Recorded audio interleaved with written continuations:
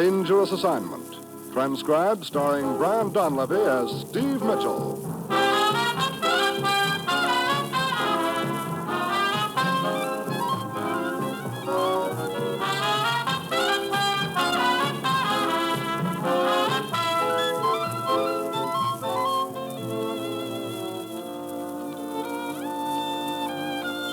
Yeah, danger is my assignment. I get sent to a lot of places I can't even pronounce. They all spell the same thing, though, trouble. But when I walk into the commissioner's office, I don't realize that this assignment's going to prove that you can sometimes hang a killer sky high with a little piece of string.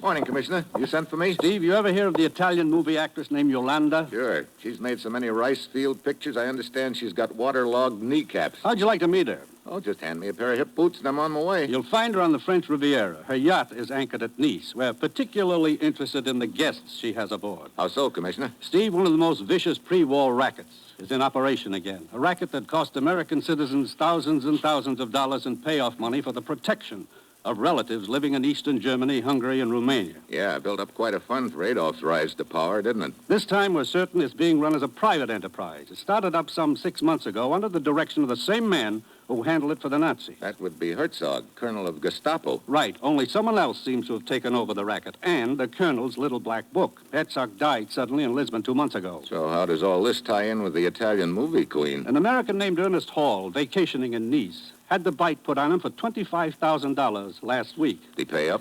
Yes, he was afraid harm would come to some of his family still living in Eastern Germany. Now, Hall is certain the head of this racket is aboard that yacht. Get over there, Steve. Check with him. Find out who's behind all this and smash it. Oh, that's it. You've got your assignment. Good luck.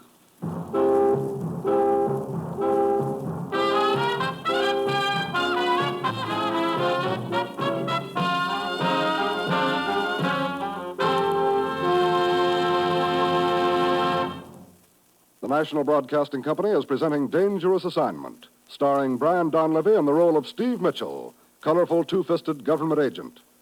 At all those places of the world where danger and intrigue walk hand in hand, there you will find Steve Mitchell on another dangerous assignment. Thursday evening is an entertainment-filled listening night on NBC Radio. Set your dial to this station for such fun-packed programs as Truth or Consequences, with Ralph Edwards playing host on America's favorite party game. There's fun, surprises, and always the unexpected when you listen to Truth or Consequences each Thursday. And for Western songs and adventure, hit the trail to Paradise Valley and the R Bar Ranch, for there you'll find the Roy Rogers Show and 30 minutes of top-flight entertainment. Robert Young is another Thursday night visitor when he stars in Father Knows Best. We know you'll all enjoy these wonderful programs, so be sure to set your dial right here to this NBC station for top-flight radio entertainment each Thursday night.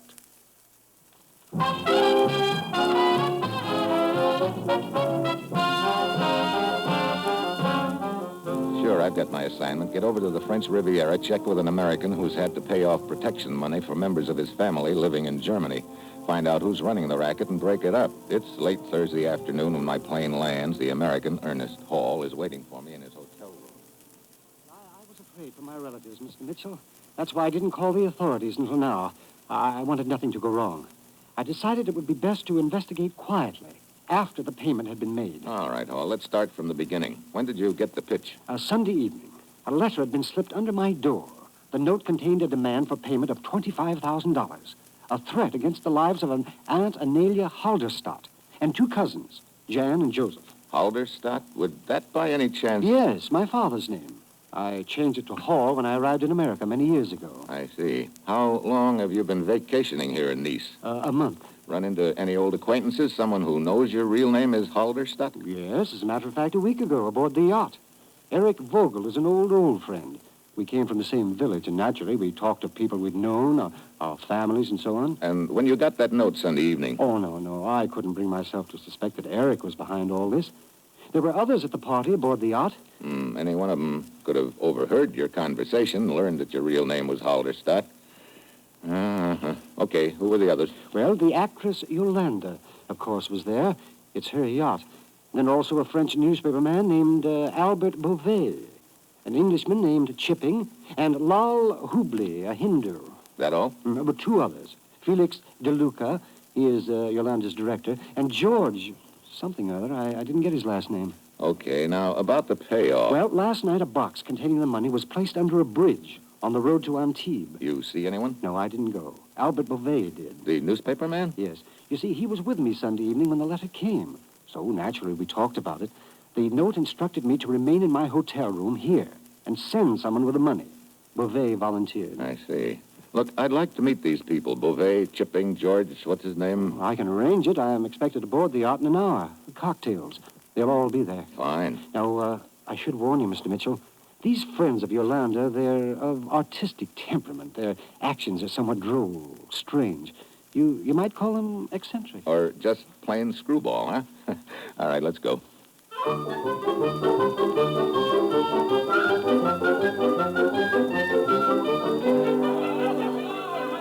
Well, I've met some characters in my time, but nothing like the wacky group assembled aboard Yolanda's yacht. The queen herself is attired in a leopard skin bathing suit, dark glasses, a floppy sombrero with a fur 4-foot brim. She's tossing grapes across the room to a gent who's standing on his head in the corner with his mouth open. The Hindu, draped in his sheet, is sitting cross-legged on the bar, and he's cracking walnuts with his teeth. Paul introduces me to Yolanda, and a split second later, the door bursts open. Two gents race into the room. Each of them is armed with a saber. That was Chipping, and the one called George. I didn't even get to say hello. They will be back. Come on, Joe. You sit down here next to Yolanda. Sit down, Joe. The name is Steve. I don't like it, but I like you. And everybody I like, I call a Joe. Come on, Joe. Sit down. Relax. Light me a cigarette. Sure. A martini, Steve? Yeah, but easy on the olives. I may have to drive tonight. You didn't meet everybody, Joe. Over there is Lal. Lal? And that one is DeLuca. Hi, DeLuca. Get over your head. Say hello to Joe, huh? Hello! Viva Graziano! Viva Rocky! Here's your cigarette, Yolanda. Oh, thanks. You know, I like you. You got the class. I owe it all to the Continental. Oh, television, huh? So you from USA, huh, That's Joe? right, Yolanda. Ever been there? Someday, yes, I'm going to make a picture there. DeLuca, he's writing it now. A beautiful story, Joe. It is just beautiful. Hey, if you like it, Joe, hey, it's about a young I'm girl. telling you, DeLuca. Now, this young girl, Joe, she picks oranges. Grapes. Oranges? Grapes. I ought to know. I'm writing I'm it. sick of grapes. Always I'm jumping on grapes into my bare feet. You can't jump on oranges. Stupid, who wants to jump on oranges? I'll have a go at it, my dear. Now, you keep out of this, Mr. Chip. Sorry. Back to the walls, George, old chap. Come on. On guard. On guard. Ow. Touche. Very good. Oh, I see. You're a new chap here, aren't you? Yeah, the name's Mitchell, Steve Mitchell. Oh, I'm Chipping. No jokes, please. And this is Georgie. I can't remember his last name. Hello, Steve. Just call me George. What is this business about Aragnes? I was trying to tell Joe the story of my next picture. It's about a girl who picks oranges. Poor but honest, hard-working, and all that sort of stuff, eh? A proud, stout heart beating beneath her tattered sweatshirt. Falls in love with a gentleman farmer named Rodney. He's a cad, of course. Who told you? Oh, I say, really, that's a bit of old hat, you know. What's old hat's got to do with it? You don't know this story at all, I'd no? love to hear about it, by all means, my dear. I place myself at your feet. Okay, while you're down there, you untie my sandals. My feet are killing me. It's jumping on those lousy grapes.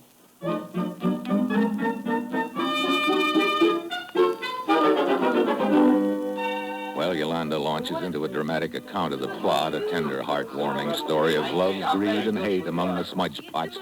Suddenly, the salon door swings open. A short, heavy-set gent stands there with a mask over his face, a .45 in one hand, a small satchel in the other. Hi. What are you doing? What's it? Shut up, sister. This is a heist. Hi, sir. What is this talk? A stick-up, Yolanda. A hold-up.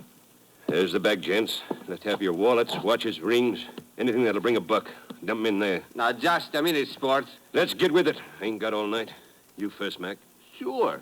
Only call me George, huh? That's me, sport. George! Okay, George, get up. And don't try that again, see? Oh, don't try. Next one of you gents who gets funny winds up with a slug in him. Now, come on. Shell out.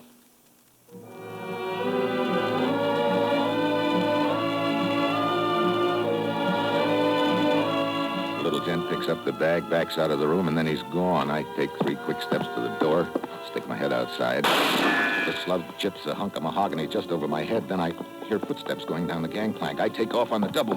Ernie Hall is right behind me. Do you see him, Mitchell? I think he ducked around the warehouse. Come on, we'll cut through here. Hold it. What is it? Someone coming up alongside the building, and he's in a hurry. Hold it, Buster. Quoi? Good work, Mitchell. On your feet, Buster. Let's have a look at you. Got a light, Hall? Yes. Yes, here we are. Mitchell, What's the matter? You recognize this gent? it's Albert Beauvais, the newspaper man. Oh. Beauvais, you all right? Oh, Monsieur Hall, it's you, huh? Hey, where is he? He must not get away. Now, let me go. Take it easy. Who are you talking about? The man who robbed those aboard the yacht, I hired him. You hired him? What does all this mean, Beauvais? It was a plan that the money you gave me to place under the bridge last night, Monsieur Hall, I had marked it, don't you see? So you staged this holdup and hoped you'd trace the marked money? Oui, alors. He was trying to bring the wallets to me. Of all the screwball... Look, Beauvais, where does he hang out? Oh, a small hotel, not far from here. Come on, we better get over there fast.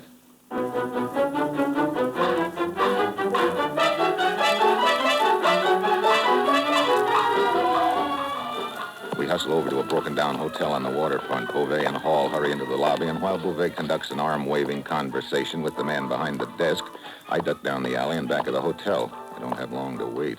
Our hold-up friend scoots out the back door, and I grab... Sure, he's a small gent, but his left has the stock of a pile driver. I'm setting him up for a right cross when my foot slips on the wet cobblestone, and as I go down, he clouts me on the side of the head with the satchel. I'm sitting on the curb, rubbing my ear, when Hall and Beauvais come pounding up. Mitchell! Are you all right? Yeah, but our friend got away. He left this, though. Aha, the satchel. Here, let me have it. You will see my plan was not such a bad one after all. Look, money. Yes, here is a bill I marked. And another. So? Oh, sacre bleu. Yeah, your plan called for us to find that marked money in somebody's wallet, and we'd have our culprit. The money is here all right, but where are the wallets? He must have thrown them away. Now we are right back where we started from.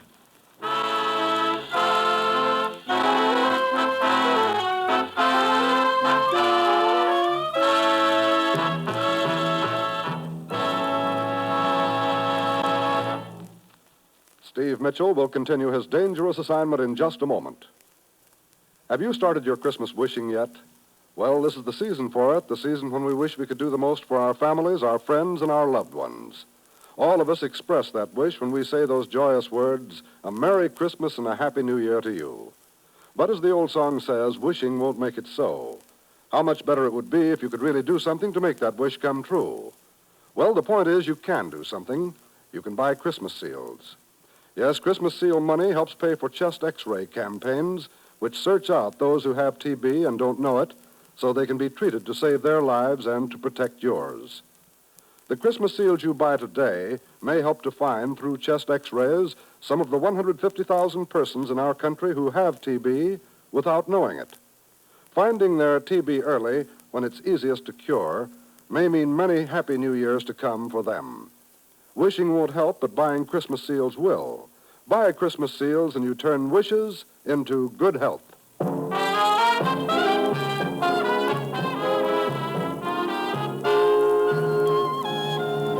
Now back to Dangerous Assignment and Brian Donlevy as Steve Mitchell.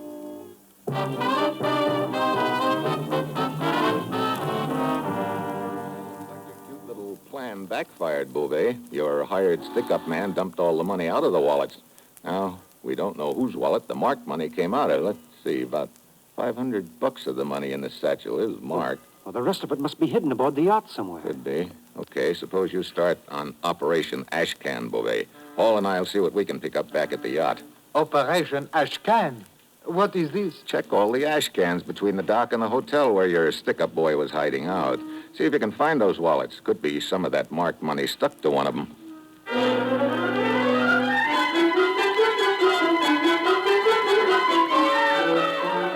Hall and I head back to the yacht. Yolanda, Chipping, and George are in the lounge. I put the satchel on the table and tell them we tracked down the stick-up man, that he got away, but we recovered the money. How much money was there? About $2,000, George. Most of it was in the satchel, but there was $500 in his coat pocket. Just what I lost, sport. Thank you very much. Oh, you're sure about the amount, eh? Sure, I'm sure. Well, there it is. Help yourselves. Yolanda, how much did you lose? You remember? A couple of hundred, Joe. Chipping?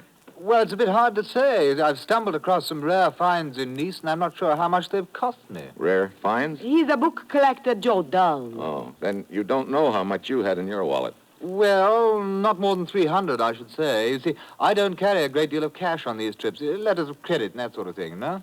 Oh, I should have so much credit. He's a dirty rich, Joe. Filthy rich, darling. Dirty, filthy. He'll never be cleaned, huh? Oh, fine. Where's DeLuca? Oh, he's attending. He was no feeling so hot. Oh? No, nothing like losing some money to make DeLuca no feel so hot. Well, slip a few of these bills in his oxygen tent. It may snap him out of it. You got a good sense of humor, Joe. Oh, I'm a riot, Josephine. I got a good idea why you don't come with us, huh? Will you? Sure. On the cruise. We're shoving off in about an hour. Oh, where are you heading? Oh, I thought we'd stop at Corsica and then Naples. Then what? Then we split up. I got to go back to work. Okay. Thanks for the invitation, Yolanda. You've got yourself another passenger.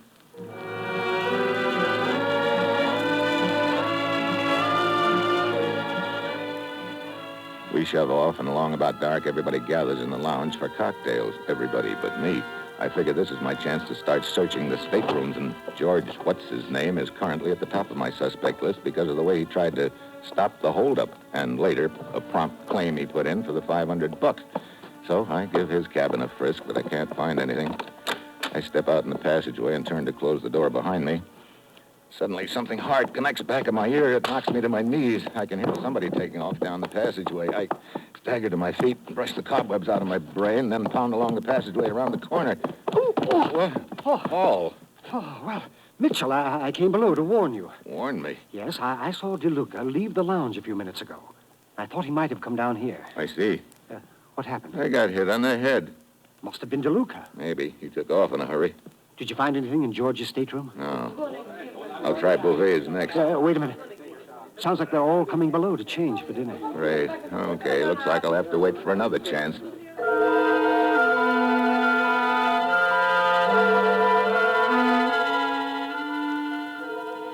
But I don't get another chance that night. After dinner, Yolanda wants to play charades, so we all have to choose up sides. Lal Hubli, the Hindu, sits in one corner, cracking walnuts and keeping score. When the game finally breaks up, everybody turns in, so I'm out of luck. The next morning, when I come out on deck, Corsica is in sight. Yolanda and DeLuca are standing at the rail. This is my homeland, Corsica. All night I dream about it. A great island, Mitchell. Home of great people. You and Napoleon, huh? Please, put Napoleon first. Napoleon and me. Poor DeLuca. He thought he was going to be one more Napoleon during the war. Oh, it was nothing. Oh, he's a sore eyed, Joe. Instead of the battlefield, he got a desk job. It was a liaison officer in Berlin.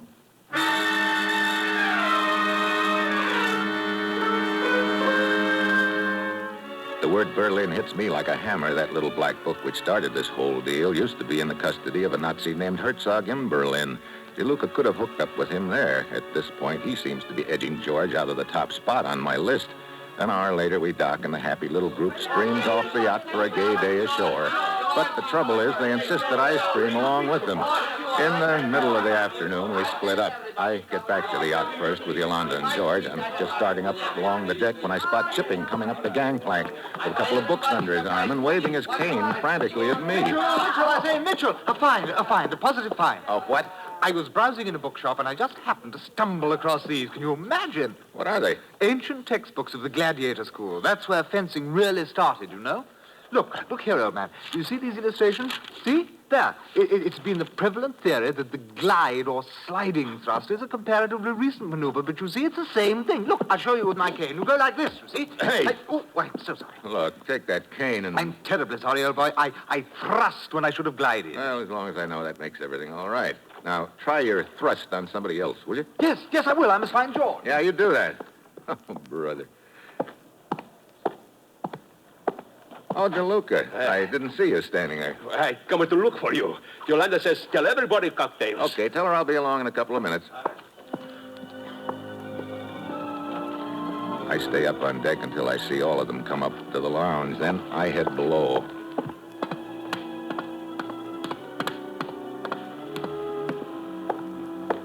DeLuca's stateroom is first on my list. I go over it carefully, but there's no sign of the money. I move to Chipping's room next to it and search it. Nothing. I know I've got to work fast before they miss me. Yolanda's room is next. I give it a thorough frisk, but I'm getting nowhere. Then I spot something in her wastebasket, a piece of green string. Suddenly I remember Chipping's books had been tied with green string. I remember something else, too. There was no sign of those books in Chipping's stateroom. I look around Yolanda's room. There's a bookcase built into one wall. I go over to it. The lower shelves are crammed with novels, but then on the top shelf I spot what I'm looking for, Chipping's rare books on fencing. I climb up on a chair, pull one of them out. Yeah, the pages have been cut away, and the book is full of money. Nice work, Mitchell. What? Well, hello, Chipping. Yes, I was afraid I might find you here. Please stay right where you are for the moment. So, you're the boy who's been running the racket, huh? I told you I was a book collector. Herzog's little black book has a prominent place in my collection. Amazing how the people whose names are listed in it will pay to keep anything from happening to friends in Eastern Europe. Like Hall, for instance? This money is what you got from him, isn't it? Yes. I suspected you were searching everyone's room, so I thought the books would be a good hiding place. That's the last place you'd look would be in Yolanda's room. If I hadn't spotted the string, I probably wouldn't have thought of it. Oh, no use crying over spilled string. There's no harm done since you're the only one who knows. Now, will you hand me those books? Okay, here. Have some more. Sorry. Oh, I'll take that gun. It's hard to shoot with a face full of books, isn't it, Chipping? Books. Mitchell. Yeah, kind of a dirty trick sweeping a shelf full down on you, but after all, you made such a point to being a book collector, I thought I'd just add a few more to your collection, the hard way.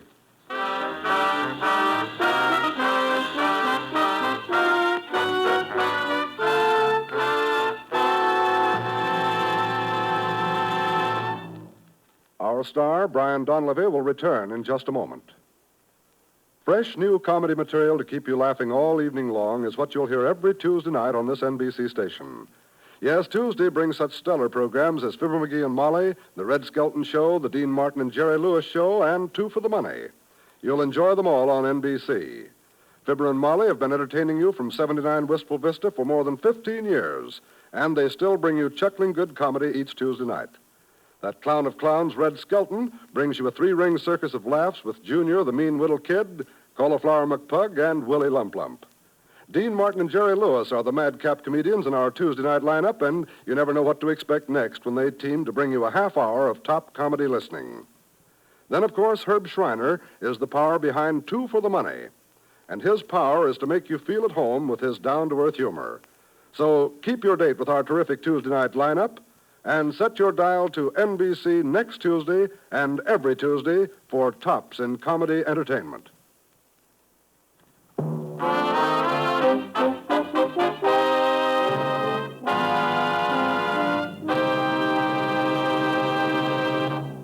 Next week, Austria, a border incident with me in the middle. That will be Steve Mitchell's dangerous assignment next week.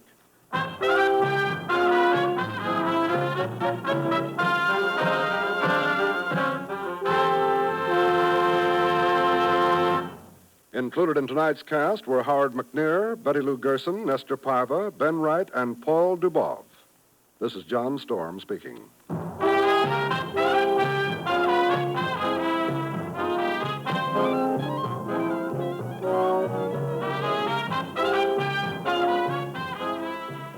Dangerous Assignment, starring Brian Donlevy as Steve Mitchell with Herb Butterfield as the commissioner, is written by Bob Reif and Adrian Jandot and is directed by Bill Karn. Be with us again next week at this same time when Brian Donlevy, starring in the role of Steve Mitchell, will embark on another transcribed Dangerous Assignment.